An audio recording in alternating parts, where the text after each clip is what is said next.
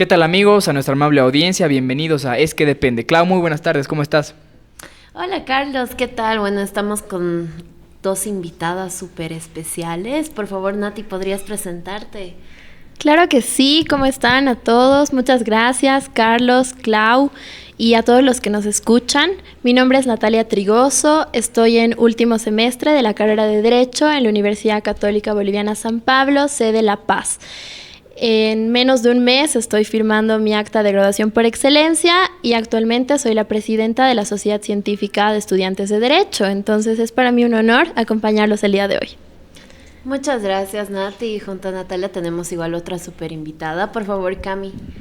Hola, buenas tardes a todos los que nos escuchan y ven por los diferentes medios. Mi nombre es Camila Didrikson. También en menos de un mes, junto a Natalia, voy a estar firmando mi acta de graduación por excelencia y soy la vicepresidenta de la Sociedad Científica. Y bueno, gracias por invitarme a este episodio. Bueno, Clau, chicas, bienvenidas. Nuestro segundo episodio Es que Depende. Les agradecemos de antemano por participar y por estar con nosotros. Dos figuras que seguramente van a ser muy exitosas en su carrera profesional. Les damos muchas gracias. Y bueno, Clau, podrías presentar tal vez el tópico que vamos a hablar el día de hoy, ¿no? Sí, el tema de hoy va a ser derechos humanos. Entonces, a mí me ha emocionado mucho cuando hemos organizado este episodio y ahí saqué todos mis apuntes y ya estaba viendo todos mis recuerdos de la materia. Y justamente las invitamos por este tema porque participaron en un moot court. Entonces, ¿podrían contarnos un poco más sobre eso? Sí, el moot court del que participamos fue a inicios de este año, de la gestión 2024. Fue organizado por la Universidad Gabriel René Moreno en la ciudad de Santa Cruz y la ONG FIE. La particularidad de este moot court es que fue el primero en derechos humanos a nivel nacional. Por ende, tanto Camila como mi persona fuimos como parte del equipo que representaba a la Universidad Católica Boliviana, sede La Paz. Fue una experiencia muy bonita y terminamos consagrándonos en tercer puesto. Sí, bueno, fue una experiencia súper inolvidable. Era nuestra primera experiencia en un moot court y más en esta modalidad de derechos humanos. Ha sido una experiencia súper enriquecedora a nivel académico. Hemos podido poner en práctica lo que hemos ido aprendiendo a lo largo de la carrera y obviamente adquirir nuevos conocimientos en virtud de la problemática que nos había tocado en esta oportunidad. Bueno, actualmente estoy cursando el segundo año de la carrera, por lo que no tengo mucho conocimiento, mucha idea de qué es un moot court. Tal vez podrían explicarnos cómo es, cómo ha sido su experiencia a la hora del viaje, cómo es el tema organizativo, etcétera. Tal vez podrían darnos una idea o un pantallazo tal vez de cómo es. Claro, un moot court es un simulacro de un juicio, en este caso de litigio estratégico a nivel del sistema americano de derechos humanos. El tema de organización, podríamos empezar diciendo que éramos la parte que defendía a la víctima del caso. Era un caso hipotético, también estaba conformado por un estado hipotético que era el estado de Centurión y te daban, digamos, ciertos parámetros de que había suscrito, no sé, ciertos tratados y también te daba el contexto de cómo había sucedido la situación de vulneración de los derechos humanos hacia la víctima. En este caso era una mujer de una población indígena a la que se le habían vulnerado distintos derechos consagrados en la Convención Americana. Además de esto, los dos roles que son ocupados por los equipos que están participando son agentes del Estado, que son aquellos que representan, en este caso, al Estado de Centurión, y las víctimas. Como Cami ya dijo, nosotros fuimos representantes de víctimas. Y bueno, fue un acercamiento bastante interesante al caso porque como decía Cami, versaba acerca de temáticas que son muy latentes en nuestro país, como es ser la protección de grupos vulnerables y minorías al ser pueblos indígenas originarios campesinos y el tema del género con las mujeres. Entonces fue un caso bastante interesante y una experiencia muy enriquecedora. Ahora, para todos los que nos ven y los que nos escuchan en diferentes plataformas y puedan entender un poco más de qué es lo que se trata, ¿qué son los derechos humanos? Bueno, los derechos humanos en sí son derechos propios de la persona que no pueden ser arrebatados bajo ninguna circunstancia, son universales, están consagrados en distintos instrumentos jurídicos internacionales que el país, por nuestro bloque de constitucionalidad, va adoptando. Los derechos humanos son aquellos que protegen y resguardan distintos derechos fundamentales de las personas, con los que una persona, por ejemplo, sin ellos no podría continuar con una vida digna, con una vida en la que podría potenciar, digamos, su máximo potencial, valga la redundancia. Asimismo, son facultades y prerrogativas que tenemos todos por el simple hecho de haber nacido y ser seres humanos. Estos, que es una característica importante para aquellos que estudiamos derecho, no son sujetos a prescripción, por ejemplo. Estos no prescriben, entonces es algo que nosotros vamos a adquirir por el simple hecho de nacer, y hasta el día en el que ya no estemos en este mundo, se supone que tienen que ser cumplidos no solo por parte del Estado, sino por parte de nuestros pares y demás. Qué importante lo que menciona, ¿no? Creo que el objetivo y la finalidad del programa es que las personas que no estudian derecho como nosotros entiendan un poco más y sepan lo que es, más allá de ser un abogado, qué son los derechos, porque estudiamos derecho, no estudiamos leyes, ¿verdad? Entonces la base fundamental es tal vez esa integralidad que tienen los derechos humanos, que no son creados por nadie, simplemente son reconocidos, y como decías, Nati, no tienen caducidad, no tienen prescripción, y tampoco podemos renunciar a nuestros derechos humanos. Ahora, tal vez algo muy cómico que pasa en el país, sobre todo, es la diferencia entre los derechos humanos y los deseos humanos. ¿Cómo ustedes podrían hacer una diferencia sobre dónde está el punto de identificación de un derecho humano? ¿Por qué se consideraría un derecho humano como tal algo que una persona pide, que podría contrastarse tal vez con un deseo humano? ¿Cuál sería tal vez una pequeña diferencia? ¿Cómo podrían reconocer un derecho humano? Creo que es importante tomar en cuenta que una de las características principales del derecho humano en sí es la universalidad.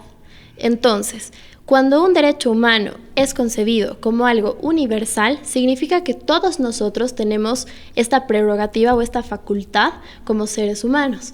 El deseo humano, por otro lado, yo personalmente lo concebiría como algo mucho más individual, mucho más personal. Sin embargo, creo que lo interesante acá es que todos podemos soñar y desear, pero al momento de realizar estos sueños y estos deseos, probablemente lo que nos permita concretarlo dentro de nuestro país y en cualquier parte del mundo va a ser que tenemos algún derecho que va a estar relacionado con ese sueño y que se supone se nos está garantizando. Y que se debe concretar, ¿no? Exactamente. Creo que para complementar un poco es que un derecho humano, creo yo que nace de una lucha de cierto sector que lo busca y busca que se efectivice y que el país o de manera internacional lo incorpore en su legislación para asegurarlo.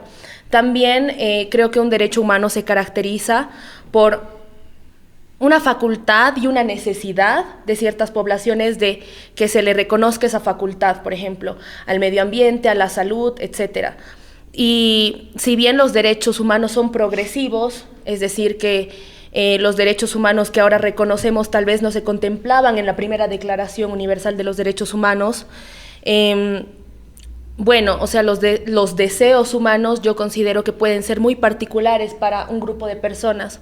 Si bien se está debatiendo sobre el concepto de universalidad de los derechos, porque por el tema de la interseccionalidad, a veces los derechos humanos se tienen que acomodar de forma mucho más específica a ciertos grupos. No obstante, yo creo que la diferencia es como la colectividad de los derechos humanos, a diferencia de un deseo humano que puede ser algo muy individual y que va acompañado de una lucha y una necesidad de una población de que se le asegure eso, porque sin eso tal vez no va a poder existir de una manera plena, a diferencia de un deseo que puede ser superado o no es una necesidad primordial, ¿no?, para continuar con una vida armoniosa y digna. Wow. Retrocediendo un poco, cuando dabas el concepto sobre derechos humanos, tocaste un término que a mí me llamó la atención: derechos fundamentales. ¿Cómo se diferencian con los derechos humanos? ¿Cómo saber cuál es cuál? La diferencia importante con los derechos fundamentales es que, bueno, los derechos humanos normalmente son reconocidos en convenciones, instrumentos jurídicos internacionales, y cuando estos son adoptados por las constituciones de diferentes estados, ahí es cuando se convierte en un derecho fundamental. Esa es una importante diferencia. Al estar positivizados muchos derechos. Al estar positivizados dentro del país, en este caso, por ejemplo, Bolivia, por nuestro bloque de constitucionalidad, que pone en la misma jerarquía los tratados de derechos humanos con la Constitución, y también que se efectivizan mediante ley, ¿no? Algo importante es que los derechos fundamentales están profundamente ligados a una jurisdicción territorial en la cual va a ejercer tuición determinada ley que está positivizada. En este caso, y generalmente son los derechos reconocidos por la Constitución Política, en nuestro caso por la Constitución Política del Estado, mientras que los derechos humanos, como ya dijimos, tienen la característica de ser universales. Entonces, estos son inherentes al ser humano, no necesitan estar positivizados para ser asegurados, y hay instrumentos internacionales que los reconocen y que los países los han ratificado. Bueno, chicas, a ver, me pongo un poco tal vez inquieto preguntando sobre el futuro. Ustedes el siguiente mes firman su acta, en unos meses tendrán su colación, por excelencia, excelentes profesionales, pero ya en el campo laboral, ¿cuál creen que va a ser la mayor dificultad respecto de los derechos humanos? Porque ustedes planteaban la experiencia del Mood Court, que hace una simulación que obviamente las ha preparado, pero si algún momento sea en el área que se especialicen, casi siempre hay vulneración de derechos humanos. ¿Cuál creen que ustedes va a ser? No hablo de qué derecho humano va a ser el que más vulnerado en el que vean el campo laboral, sino cuál ustedes creen que de los derechos humanos va a ser la mayor batalla que van a afrontar, tal vez. No sé, por ejemplo, y con esto les dejo responder. Hemos tenido hace 4 años un punto de inflexión muy importante para la historia humana, que es el COVID. El coronavirus ha sido un parteaguas terrible. No sé, Clau, ¿qué opinas tú? Es para mí un punto de inflexión tanto para el derecho, como para la tecnología, como para la economía. Entonces se vienen nuevos retos, nuevos desafíos. ¿Cómo ustedes, respecto de los derechos humanos, podrían afrontarlos, tal vez? Bueno, creo que es importante recordar que los derechos humanos son vulnerados siempre por el Estado, agentes del Estado, personas que tengan vinculación estatal. Entonces creo que ese es el mayor reto, porque ir en contra de un Estado, de todo, literal un aparato que está diseñado de una forma, y más uno que es tan grande en Bolivia, puede ser de una gran dificultad, ¿no? Y también tiene su dificultad llegar al punto de poder demandar en la corte, o bueno, llegar a la comisión y posterior a la corte, porque para eso se tiene que seguir un proceso interno, y los procesos internos en Bolivia sabemos que pueden tener un retardo de justicia inmenso. Entonces a veces llegar a segunda instancia ya es un reto. Entonces pasar así literalmente tu amparo, llegar al TCP, al Tribunal Constitucional, y que sientas que aún así no sientes que la justicia ha llegado a ti, porque de paso el Estado ha vulnerado un derecho tuyo. Y bueno, el tremendo equipo legal que tiene el Estado también frente a un grupo de personas, un particular, puede ponerlo en una situación de desventaja. Entonces yo creo que el mayor reto es enfrentarte al Estado en este sentido. Estoy muy de acuerdo. Ahora que estoy haciendo prácticas, ya alejándome un poco de lo que es la academia, puedo ver que en la vida real eso pasa, ¿no? Como decía Cami, llegar a una segunda instancia cuesta. Llegar a la casación cuesta. Interponer tus amparos y demás cuesta. Y no solo hablamos de temas económicos, sino también de tiempo y demás. Entonces, poder acudir a instancias internacionales, por ejemplo, para que tu derecho sea respetado, puede ser bastante complicado para los particulares. Y bueno, por otro lado, yo creo que un reto que vamos a vivir, ya lo estamos viviendo, se ha vivido desde hace bastantes años y va a ser fuerte en los años que vienen, es el tema de la libertad. La libertad de expresión, por ejemplo, considero que cada vez hay más restricciones. No vamos a generalizar, pero considero que incluso para el ejercicio del derecho, incluso para velar por nuestros clientes muchas veces, va a ser necesario continuar velando también por la libertad de expresión. Libertad, ese es un término muy fuerte, y entrando al tema del COVID, es lo primero que vino a mi cabeza. Sí, libertad de totalmente. tránsito. O sea, es cómo se ha tenido que restringir, por decirlo así, algunos derechos para precautelar, en este caso, el derecho a la salud. Y a la vida. Y a la vida también, porque fue caótico 2 años de encierro, de ver la estabilidad emocional, mental de todos, trabajo, tantos derechos. ¿Ustedes qué opinan al respecto? Yo pienso que ha sido un caso interesante de analizar, en el sentido de, habían muchas críticas con respecto a las restricciones a ciertas libertades civiles, personales y demás. El simple hecho de que te obliguen a utilizar barbijo, ¿no? Muchas personas decían, esto es atentatorio contra mi libertad. Claro. La cuarentena rígida, la vacunación obligatoria, muchas cosas que en un contexto no tan apocalíptico como fue el del COVID, hubieran sido impensables. Sin embargo, es interesante poner la perspectiva de la salud pública y el derecho también que tenemos todos a la salud por encima, ¿no? Y a la vida. Ese choque de derechos humanos que es tan difícil de resolver, que debe ponderarse, debe ser un montón de estudios. Yo me acuerdo que había un cantante español muy famoso que era Miguel Bosé, que padece de asma muy crítico. Y lo veían en plena pandemia 2020, marzo, abril, caminando en la calle sin barbijo, y la gente en las redes sociales lo criticaba, lo defenestraba, y él tuvo que sacar un video diciendo que tiene una condición por la cual no puede tener algo cerca a la boca porque si no deja de respirar. Entonces son temas muy controversiales, muy críticos, que incluso tal vez las consecuencias y las secuelas de lo que hemos vivido recién se van a presentar dentro de unos años. Sí, totalmente de acuerdo. Y bueno, ahí el Estado juega un papel importante de qué derecho de alguna forma es más importante o voy a precautelar en esta situación de manera preferencial, ¿no? Y para asegurar el bienestar común de las personas se tuvo que restringir libertades individuales. Y bueno, claro. Creo que es un análisis que el Estado tiene que hacer constantemente. Por ejemplo, y se ve a diario, el derecho a la libertad de tránsito o el derecho a poder manifestarte, por ejemplo, que vemos en la ciudad de La Paz, manifestaciones en el centro, es algo nuestro pan de cada día. Y entonces muchas personas cuando las entrevistas dicen, no, yo estoy muy molesto porque no he podido llegar a mi trabajo y el Estado no está haciendo nada, más bien ahí los policías están trancando más, que no sé qué.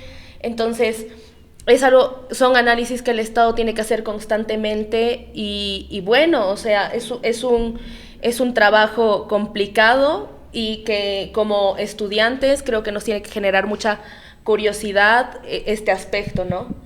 Claro, porque tampoco se puede resolver por el bien mayor, porque como decía Nati, no nos olvidemos que una de las características principales de los derechos humanos es que son universales, que son de cada uno, o sea, un derecho humano equivale al de cada uno y no solo de una agrupación. Pero bueno, pasemos a temas más bonitos, vamos a nuestro momento, es que depende, ¿te parece, Clau? Claro, pero antes del momento es que depende, tengo una pregunta para que puedan compartirlo con las personas que les interesa el derecho y quisieran participar en Mood Course. Entonces, cuando ustedes han ido a ese concurso nacional y han visto personas de otros departamentos y han visto seguramente otro dialéctico, otra manera de resolver los casos, ¿cuál fue su mayor reto?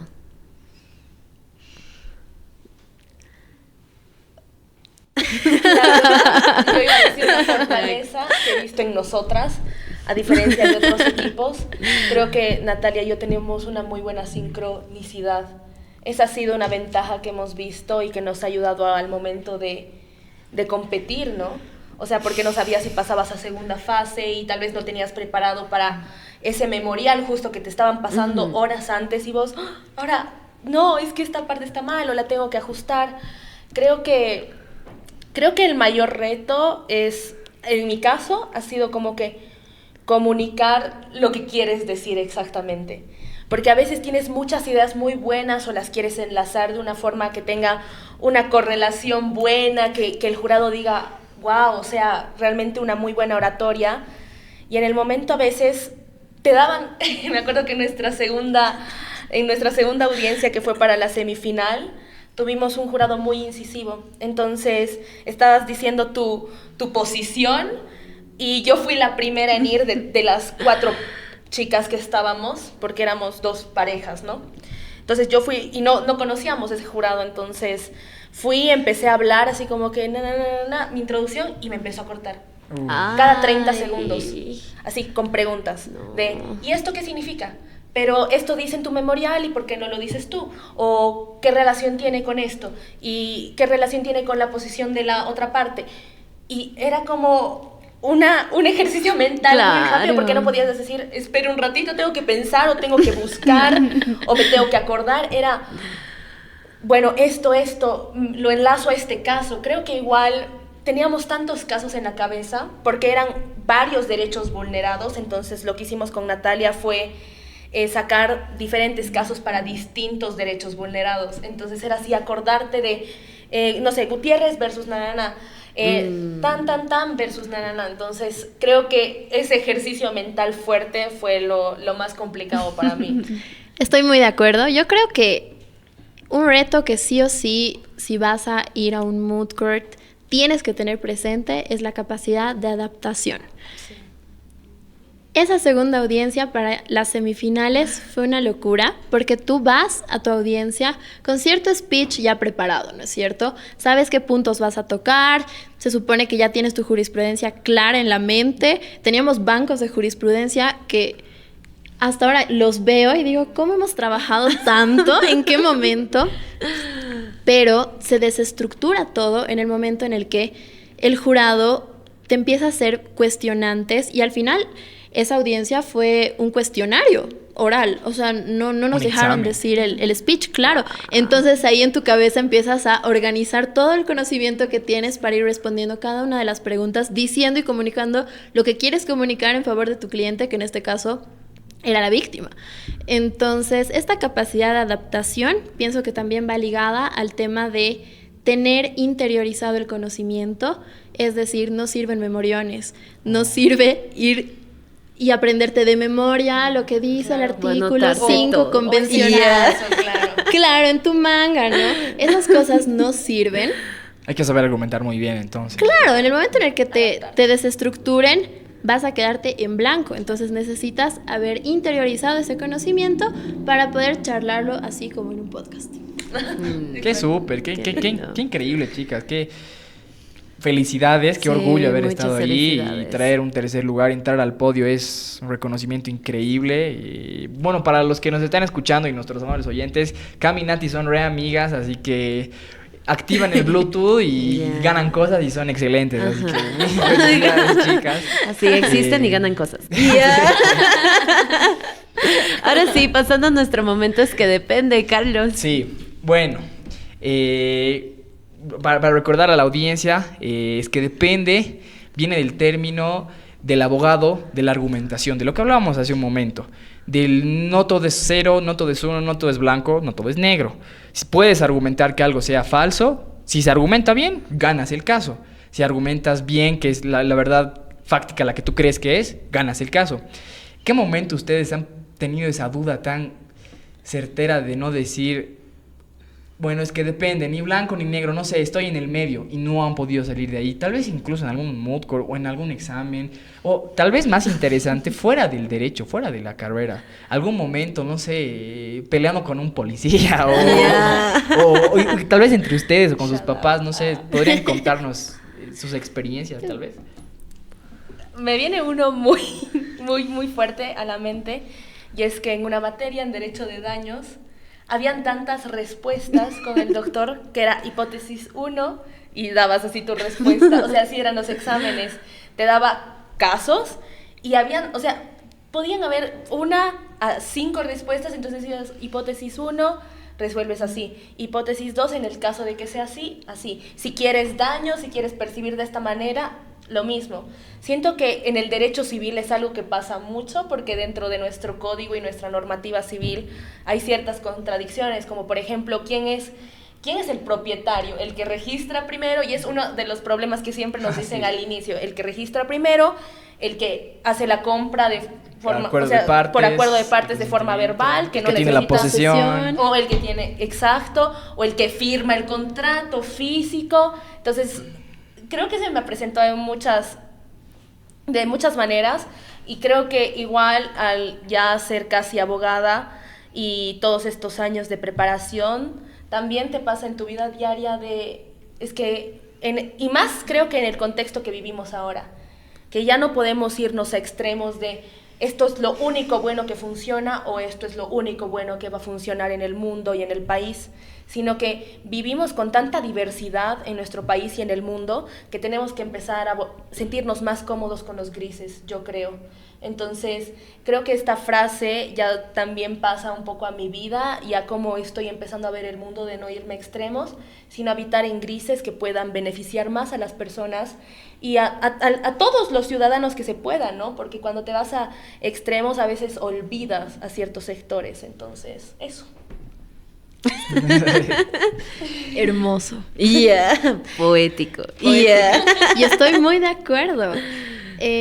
Bueno, un saludo al doctor Jorge Forges. Sí, Derecho gracias. de daños. Gracias Exactamente. por enseñarnos hipótesis. Claro, estos casos eran hipótesis 1 y hasta la 10 si era posible, pero nos ha dado mucho pensamiento crítico. Y yo rescato esto del episodio número 1 de nuestro invitado René, que él decía que es que depende, está muy ligado al pensamiento crítico jurídico y también fuera de lo jurídico que puede tener un estudiante de derecho, un ciudadano de a pie o un abogado. Entonces, estoy muy de acuerdo con esto y a ver, una vez en la cual yo he podido experimentar esto en mi vida diaria, tal vez dentro del mood court, el tema de ustedes son de universidad privada, entonces han debido pagar y por eso están aquí y eso es todo, tal vez no son tan buenos. Bueno, hemos sido la única universidad privada en entrar al podio y creo que es un buen inicio y es un presagio de lo que viene para el futuro que somos todos nosotros. Al final es que depende. Puedes estar en una universidad privada, en una universidad pública, puedes estar en Harvard o en donde quieras y si es que tú te esfuerzas, estudias, desarrollas este pensamiento crítico, estés donde estés, vas a tener éxito. Entonces, es que depende. Yo, y se lo comento a la mesa, al es que depende le añado un pero. Yo digo es que depende pero. Y a lo que me voy es, y lo que decían tal vez esa definición romántica que tenías, Cami, de esta filosofía, es que depende pero tener tú el control. Tener tú el control de los argumentos que vas a tener. Ustedes han tenido el control en el mood court que han ido, tener bien el plan A, el plan B, el plan C, porque al fin y al cabo ese es el que depende. Si no te sale un plan A, tienes el plan B, tienes el plan C, y eso así para la vida. Bueno, nuestra carrera es muy linda, muy diversa, muy especial, muy genial, pero si aplicamos esos conceptos a nuestra vida diaria, como le decías, y vivir en esos grises que nos sacan del radicalismo y nos sacan de ese pensamiento cerrado, creo que es muy maravilloso. Y bueno, gracias, chicas, de verdad. No sé, Clau, si quieres complementar algo para ir cerrando, ¿no? Bueno, hoy nos vamos con muchos aprendizajes y mucho conocimiento por parte de nuestras invitadas. Muchas gracias por estar aquí y muchas gracias a nuestros oyentes y televidentes en las distintas plataformas. Yo soy Claudia Salazar. Yo soy Carlos Camargo. Y bueno, para cerrar, chicas, darles las gracias y espero que les vaya muy bien en su vida profesional y espero que vean este episodio con mucho cariño en un futuro. Gracias, chicos, y hasta luego. Chao, chao. Gracias. Chao, gracias.